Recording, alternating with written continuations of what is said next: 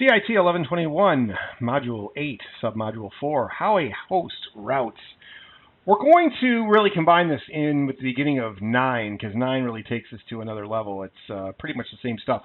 But I do want to show you one slide here and get into a little bit of a definition of something called a loopback address. So there's a loopback interface, which we're going to talk about later on, and that's just a virtual interface you can create in a router.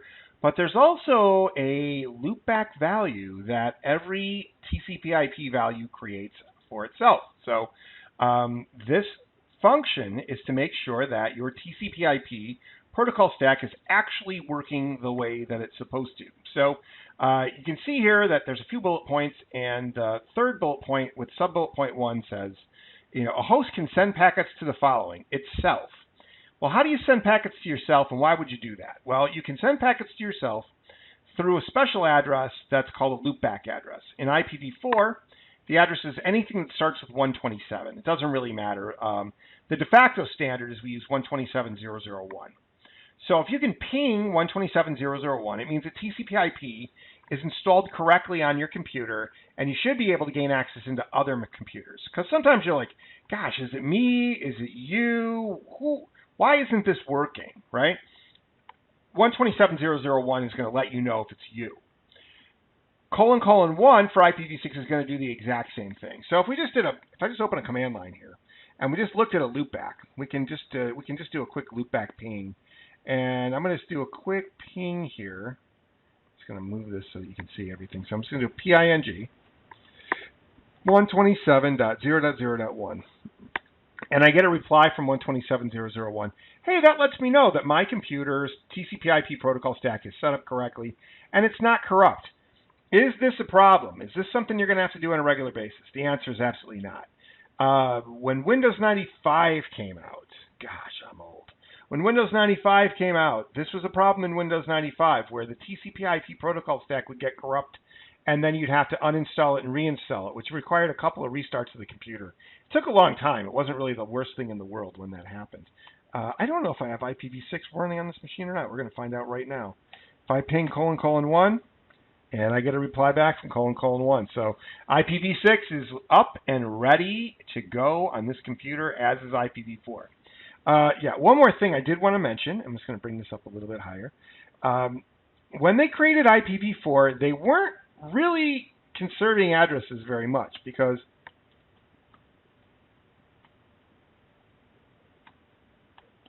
you could really put any number you wanted in, anything that actually is, anything that'll make an actual IP address, and you'll get a reply back from it as long as it starts with 127. It doesn't have to be 127.0.0.1. So just keep that in mind. So can you ping yourself? Yes. If you can, that means your protocol stack is squared up. Now, other things that you can ping, other things that may be on your network. So let's just do a quick IP config here.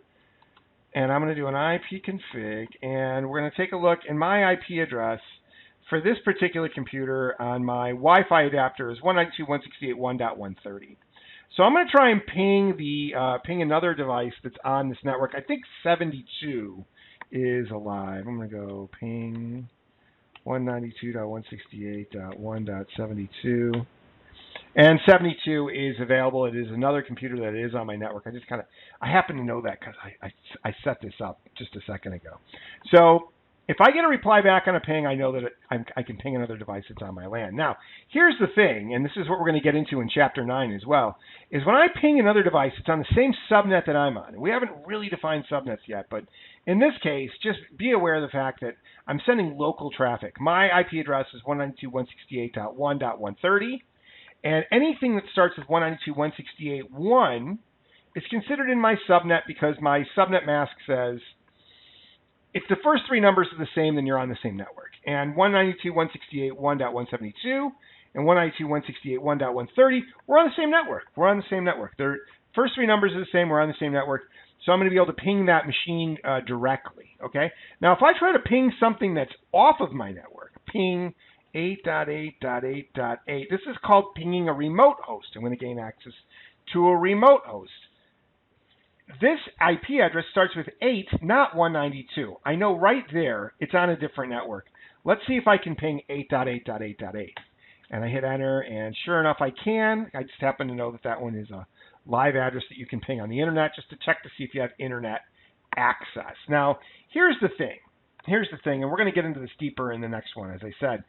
We can check and see the MAC addresses that we learned through this process. I'm going to kind of take you to the end, and then in Chapter 9, I'm going to fill in the middle, right? So if I type in ARP space -A, I'm going to see a couple of entries. And the entries that I'm going to see is one of them I'm going to see here is 190. I should see 192.168.1.72. Oh man, I got to ping it again.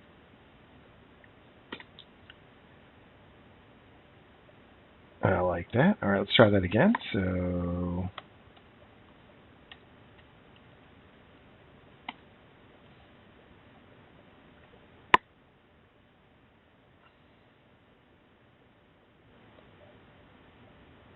there it is. It's way up near the top here.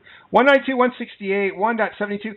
The MAC address of that device is C457-6EDF E403. And I just want you to know that that is the actual MAC address of this actual device, okay? Of this 1.72. I think it's a TV in my house someplace.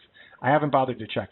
Now, check this out. Look at the other resolutions that we have here. I don't have resolution for 8.8.8.8. And I don't have resolution for 8.8.8.8 because I don't need the MAC address of an IP address that's off of my network. What I need is the MAC address of my default gateway, because what I'm going to do is use the MAC address of my default gateway to send information off of my network.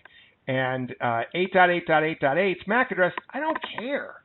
All I need to know is my computer has figured out that 192.168.1.72 is on my network, and it's figured out that 8.8.8.8 is off of my network, and information that is, if I want to send something to something else that's on my network, I send it directly to that device, and I learn that device's MAC address.